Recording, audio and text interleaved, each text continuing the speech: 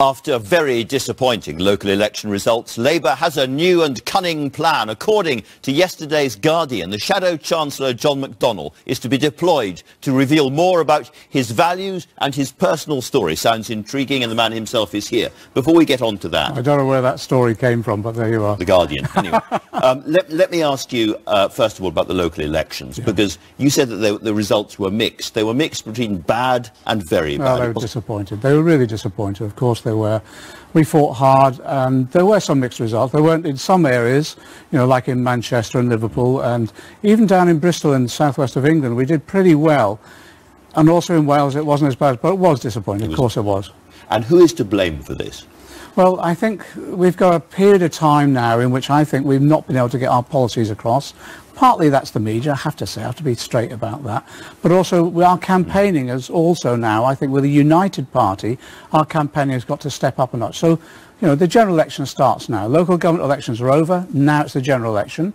In broadcasting terms, we get more balanced coverage in terms of a general election campaign. It gives us the opportunity to put our ideas across, and also it gives the opportunity to people to learn more about Jeremy Corbyn as our leader as well. And you think the more they see him, the more they'll like him, because that is not the evidence so far? Well, I think it's important in a general election, with a democracy like this, it's important you put your policies out there straightforwardly, but also you show what type of person you are. That's why I want this debate between Jeremy and Theresa May, and I don't understand why she's running from it.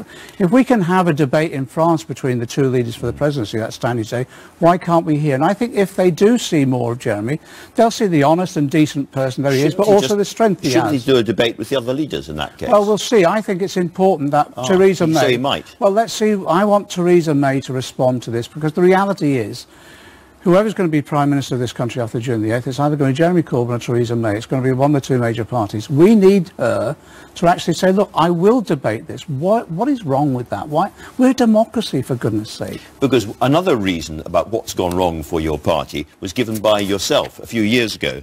You said it is unarguable that no party leader can win an election if behind in the polls on economic competence, you said. Now, you're way behind in the polls. They're 40%, you're 17%. And up to a point, you must take personal responsibility. Well, of course, look, we've been behind the polls on economic credibility ever since the economic crash in 2007, 2008, and that's happened to most political parties that were in power at that point in time, whoever's been Shadow Chancellor. However, of course, I have a responsibility. You've had 18 months to get your message over. Yes, that's over. right, and we've been trying to, and that's why in this general election campaign, I think there's a real opportunity now for getting that message across about how we will manage the economy in the future. And your message today is that if you earn £80,000 or more a year, you'll be paying more in tax, but if you don't, you'll be paying no more. What we're saying today, anyone earning below £80,000 will be guaranteeing you will not have an increase in income tax or VAT or national insurance contributions. And for those above 80,000, we're asking them to pay a modest bit more.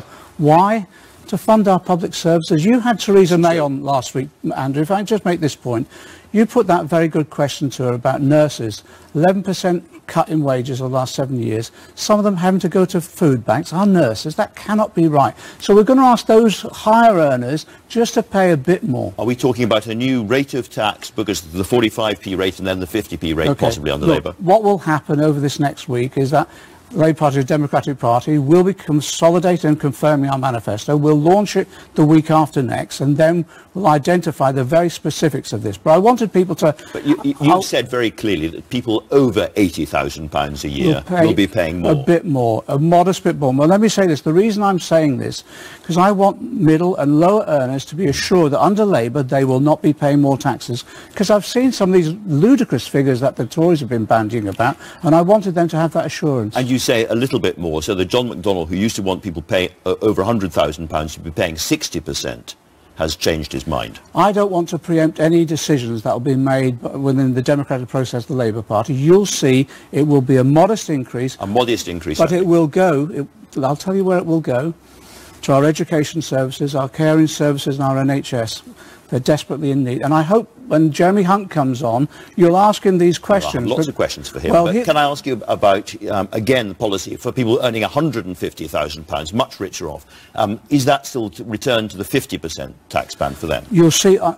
I'm sorry to argue in this way, I'll respond this way, but we have a democratic process in the Labour Party. This next week will determine that level, and then the following week the manifesto will be there. And what I'll be doing, just to be certain, I will be identifying for each policy the costing of that policy and the funding How source. are you going to pay for it? But the assurance I'm giving all the way through is that middle and lower earners will not have their taxes increased. And there'll be no stealth taxes either.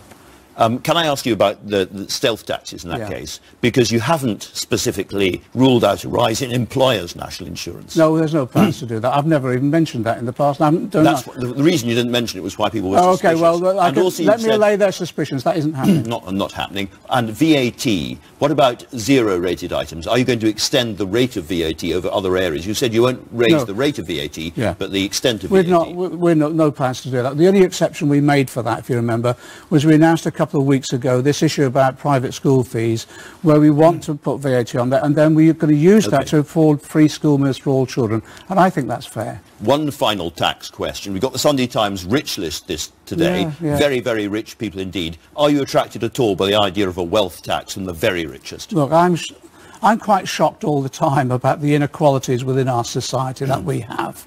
And somehow we've got to address that. And we'll be bringing forward ideas around that, both in terms of inequalities of wealth, but also inequalities of pay. So wealth tax is possible? No, we're talking about individual areas which will come forward. And every item of policy that we will be identified will cost, and then at the same time we'll identify the funding source. But we're talking about making sure our public services are properly funded. And it is about, we're not talking about hitting people hard. We're talking about modest increases so that we can actually have a society which we believe everyone shares the benefits of. How much money do you intend to borrow over the next 10 years? Right, okay.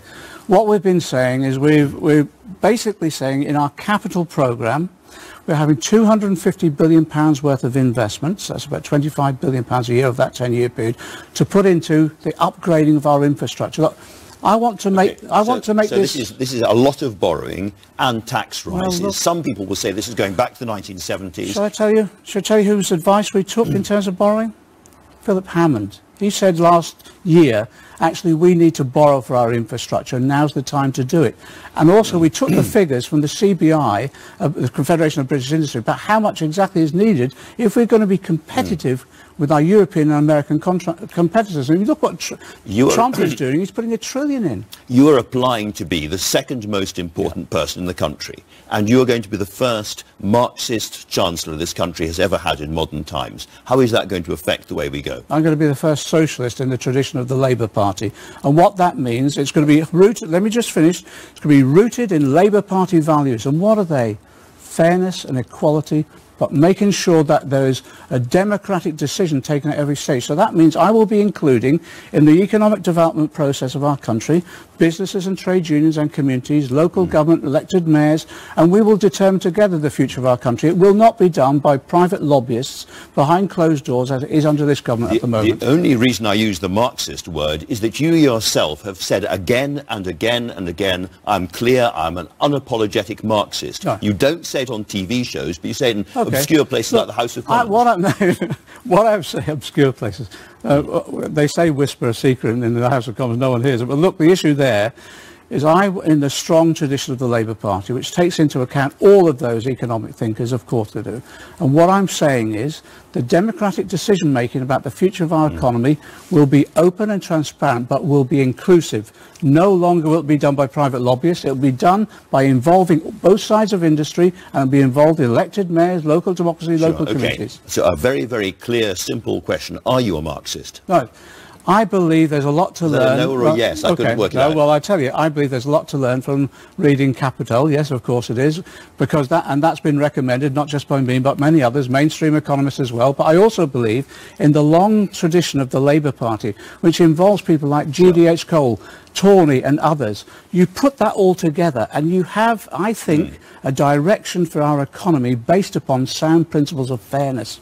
Now, looking at, you mentioned Das Kapital there, and the great prediction in Capital, which you have yourself raised, is that capitalism as a system will come down with an enormous crash. There will be a crisis and the entire system will fail. And you have said... that's where Marx got it wrong, didn't it? That's where Marx got it wrong. Because you yourself have said that you don't just simply want to replace the government, you want to bring down the system. I want to transform. You still want to bring down the system. I want to transform the system. That's where Marx got it wrong. We know that.